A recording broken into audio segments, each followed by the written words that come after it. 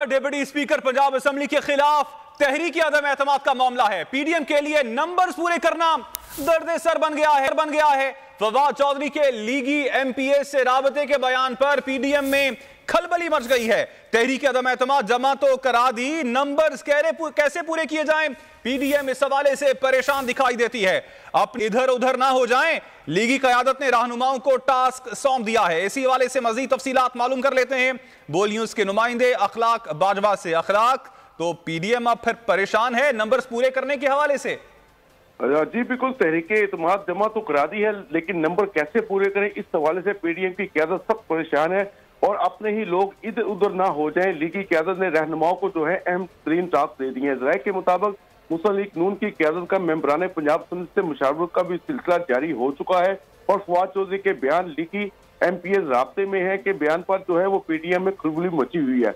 लीगी क़यादत के बागी अरकान को रोकने के लिए दो ग्रुप की सूरत में अरकान पंजाब असेंबली से मीटिंग का सिलसिला जारी है। राय के मुताबिक स्पीकर और डिप्टी स्पीकर के खिलाफ वोटिंग की सूरत में अरकान पूरे करने की हिकमत अमली पर भी गौर जारी है। और वोटिंग की सूरत में हर ग्रुप का हेड मुकर्रर करने का फैसला किया है। और ग्रुप के तमाम अरकान वोटिंग की सूरत में ग्रुप हेड राब्ते में रहेंगे और हदायत देंगे। जबकि नंबर पूरी ना होने की सूरत में ग्रुप हेड जो है वो क़यादत को बाकायदा तौर पर रिपोर्ट भी देगा और मशकूक अरकान के हवाले से भी ग्रुप हेड की क़यादत आगाह करेगा। अदम एतमाद में ईवान में 186 अरकान नून लीग ने पूरे करने हैं और अपोजिशन इत्तेहाद के पास इस वक्त पंजाब असेंबली में 180 अरकान हैं। इससे कबल भी जब मौजूदा वज़ीर आला पंजाब चौधरी परवेज लाई स्पीकर थे तो उस वोटिंग में, क्योंकि ये खुफिया वोटिंग होती है, तो उसमें अखलाक इस हवाले से आपने अपडेट किया, आपका शुक्रिया।